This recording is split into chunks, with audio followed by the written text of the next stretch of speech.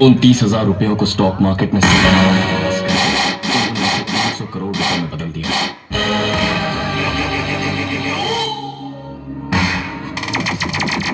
सत्य मूल्य जिंदगी की शुरुआत इन्होंने 30,000 रुपयों से, उन 30,000 रुपयों को स्टॉक मार्केट में सही तरीके से इन्वेस्ट करके उन्होंने उसे 300 करोड़ रुपए में बदल दिया। वो सबसे प्यार करते थे।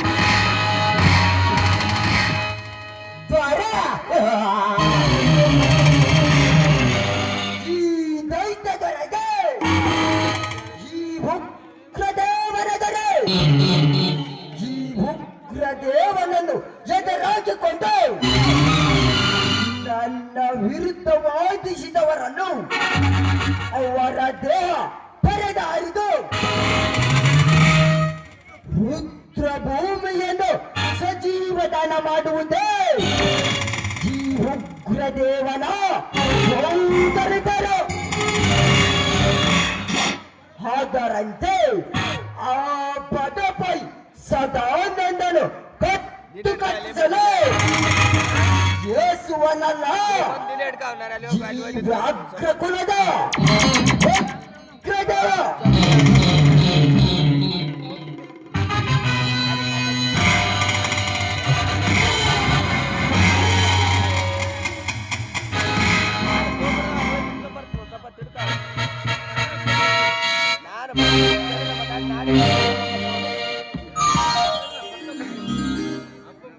ನಮಸ್ಕಾರ ಶ್ರೀಮಂತವರಿಗೆ. ಓ ನಮಸ್ಕಾರ. ಇದೇನಿದು ಶಿವ ಪಾರ್ವತಿ ಇರುವ ಸದಾನಂದ ಮತ್ತು ಆಗಮಿಸಿದ ವಿಷಯ? ನಿಮ್ಮ ಹತ್ತಿರ ಸ್ವಲ್ಪ ಕೆಲಸ ಬಿತ್ತು. ಅದು ಏನು ಹೇಳು ಶ್ರೀದೇವಿ. ನನ್ನಿಂದ ಆದರೆ ಧಾರಾಳವಾಗಿ ನಡೆಸಿಕೊಡುತ್ತಾರೆ.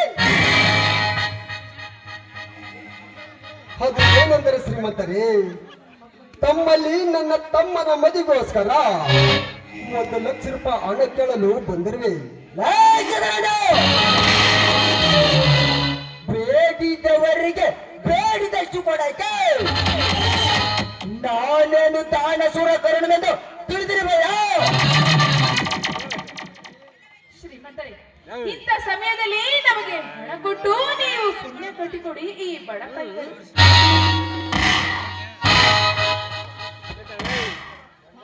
ಪಾಪದ ಪುಣ್ಯ ಮಾತ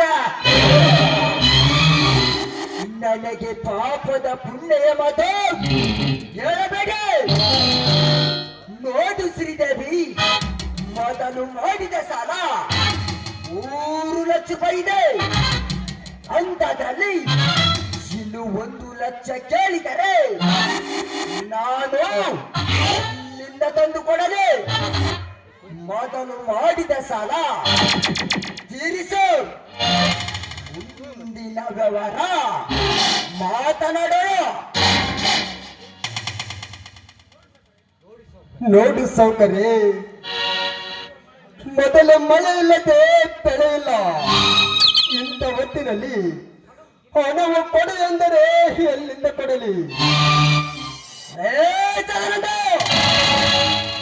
ನಾನು ನಿನಗೆ ಹಣ ಕೊಡಬೇಕಾದರೆ ಮಳೆ ಬಂದು ಬೆಳೆದ ಲಾಭದಲ್ಲಿ ಹಣ ಕೊಡುತ್ತಿನಂತೆ ಹೇಳಿರುವೆ ಯಾರಿದೆ? ಇಲ್ಲ ಶ್ರೀಮಂತರೇ, ಹಾಗೇನು ಹೇಳಲಾರೆ. ಇಲ್ಲ ತಾನೇ? ಹಾಗಾದರೆ ಮೊದಲು ಹಣ ಇಟ್ಟು ಮನದ ಮಗನೇ ಸ್ವಲ್ಪ ಮಾತನಾಡುವಾಗ ಮಾತಿನ ಮೇಲೆ ಮಿತಿಯಿರಲು.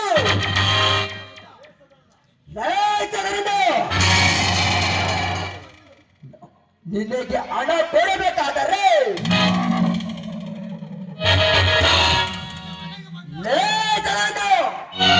ನನ್ನ ಮನೆಗೆ ಬಂದು ನನಗೆ ಯಾರು ಉತ್ತರ ಕೊಡುವೆಯ ಪದಪಿಕರೇ? ಹಾಗಾದರೆ ಮೊದಲು ಹಣ ಇಟ್ಟು ಹೊರದಾಟ ಮಗನೇ. ಶ್ರೀಮಂತರೇ, ನಿಂತ ಕಾಲದಲ್ಲಿ ಹಣ ಕೇಳಿದರೆ ನಾವು ಹೇಗೆ ಕೊಡಬೇಕು? ನೋಡು ಶ್ರೀದೇವಿ, ನಿನ್ನ ಕರುಣೆ ಮಾತು ನನಗೆ ಬೇಕಾಗಿಲ್ಲ. ಮೊದಲು ಹಣ ಇಟ್ಟು ತೊಲಗರೆ. ನೀವು ಎಷ್ಟು ಕರುಣೆಯಿಂದಲೂ ಕೇಳಿಕೊಂಡರು ಕೊಲಗರಾರದು ಈ ಕಿರಾತಕನ ಹೆಸರೇಕರು. ಶ್ರೀಮಂತರೇ, ನೋಡಿ ಶ್ರೀಮಂತರೇ, ಹಣ ಕೊಡಿ ಎಂದು ಆಟ ಮಾಡಬೇಡಿ.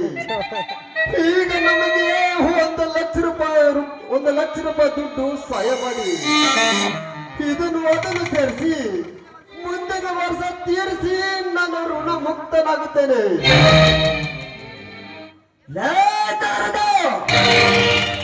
ನಿನಗೆ ಬಾಯಿ ಮಾತಿ ಹೇಳಿದರೆ ನೀನು ಕೇಳುವನಲ್ಲ.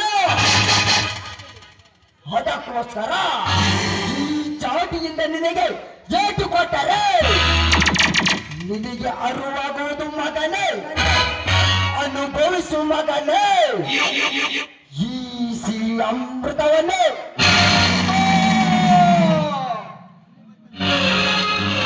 ಶ್ರೀಮಂತರೇ, ನನ್ನನ್ನು ನಾಯಿಯಂತೆ ಹೊಡೆಯಿರಿ, ಆದರೆ ಹಣ ಮಾತ್ರ ಇಲ್ಲವೆಂದು ಹೇಳಬೇಡ ಶ್ರೀಮಂತರೇ. ನಿನ್ನ ಕಾಲಿಗೆ ಬಿದ್ದು ಬೇಡಿಕೊಳ್ಳುತ್ತೇನೆ. ನನ್ನ ಪಾದ ಮುಟ್ಟುವ ಯೋಗ್ಯತೆ ನಿನಗಿಲ್ಲ. ಓ, ಮೊದಲು ಹಣ ಕೊಟ್ಟು ಹೊರಗಟ್ಟು. ಈ ನಿನ್ನ ಕಣ್ಣೀರಿನ ಕಂಬನೆ ನನಗೆ ಬೇಕಾಗಿಲ್ಲ.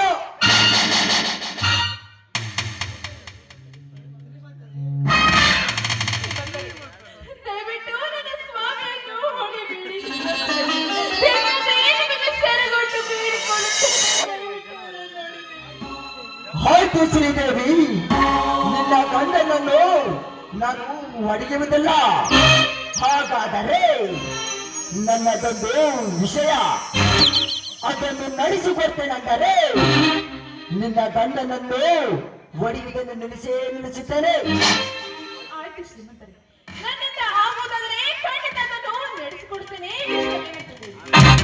ನೋಡು ಶ್ರೀದೇವಿ, ಈ ನಿನ್ನ ಸುಂದರವಾದ ಶೀಲವನ್ನು ನನಗೆ ಅರ್ಪಿಸಿದರೆ ಮಾತ್ರ ನಿನ್ನ ಗಂಡನನ್ನು ಹೊಡೆಯುವುದನ್ನು ನಿಲ್ಲಿಸುತ್ತೇನೆ. ಮಾಂಗಲ್ಯ ಕಟ್ಟಿದ ಮಡಿಯನ್ನು ಮುಂಚಕ್ಕೆ ಕರೆದಿರುವೆಯ ಸೋದರ, ನಡೆಯುತ್ತದೆ ಎಂದು ಏನು ಬೇಕಾದ್ರೆ ಮಾಡಬಹುದು ಎಂದುಕೊಂಡಿರುವೆಯ. ನೀನು ಕಟ್ಟಿಕೊಂಡಿರುವ ದುರಾಸೆಯನ್ನು ಈ ರೈತ ಬಡವನ ಮುಷ್ಟಿಯಿಂದ ನರಳಿಯ ಸಾಯುವ ಪ್ರಸಂಗ ಬಂದೇ ಬರುತ್ತದೆ.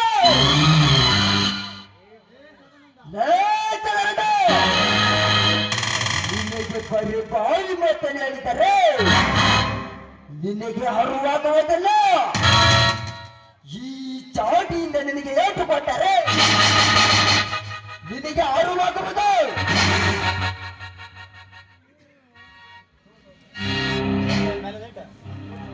ಲೇ ಸಾಕಾರ ನನ್ನ ಮಗನೇ, ಮರ್ಯಾದೆಯಿಂದ ಹೇಳುತ್ತಿದ್ದೇನೆ.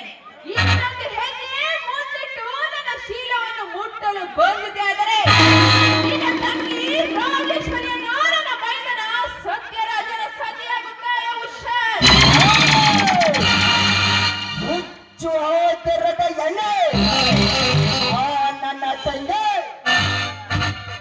ಈ ಉಗ್ರದೇವನ ಪ್ರಾಣ ಇದ್ದಕ್ಕೆ ಹೆಣ್ಣು ಒಂದು ಕೊಂಡು ಹಾಕಿದರೆ ಕ್ಷಣದಲ್ಲಿ ಮಾಡಿಬಿಡುವೆ.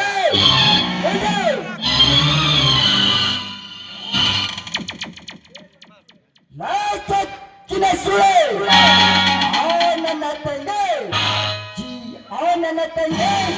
ಈ ಉಗ್ರದೇವನ ಪ್ರಾಣ ಇದ್ದಕ್ಕೆ ನಿಮ್ಮ ಮನೆ ಸೊಸೆ ಮಾಡಿಕೊಳ್ಳುವುದು ಕನಸಿನ ಮಾತು.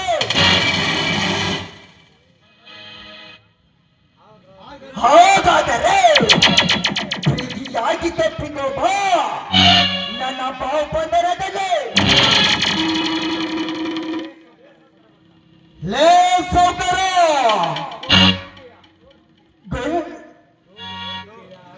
ಜೋಡು ಗುಂಡಿಯ ಗಂಡದಲ್ಲಿ ಅವಳ ಗಂಡ ಇದ್ದರು ಎಳೆದುಕೊಂಡು ಹೋಗುವಷ್ಟು ಕಂಡಸ್ತನ ನಿನಗೆ.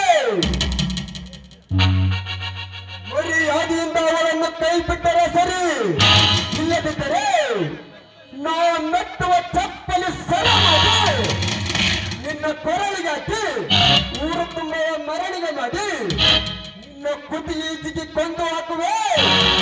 ಈ ನಿನ್ನ ತುಂಬಿದ ಕೊಪ್ಪಿನ ದೇಹವನ್ನು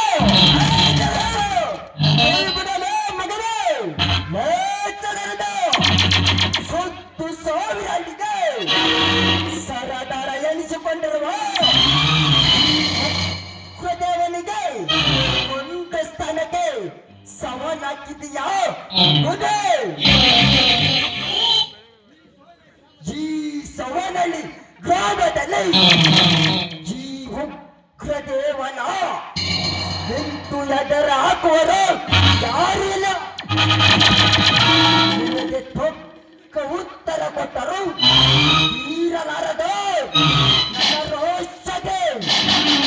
ಮುಗಿತು ಮಗನೇ ನಿನ್ನ ಅಂತ್ಯಕ್ರಿಯೆ.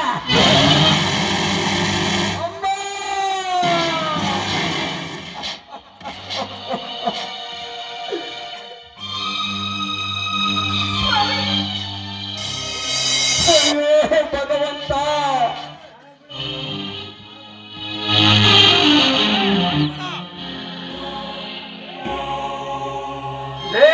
ಸದನನ ಈ ಆಗರ್ಭ ಶ್ರೀಮಂತರೇ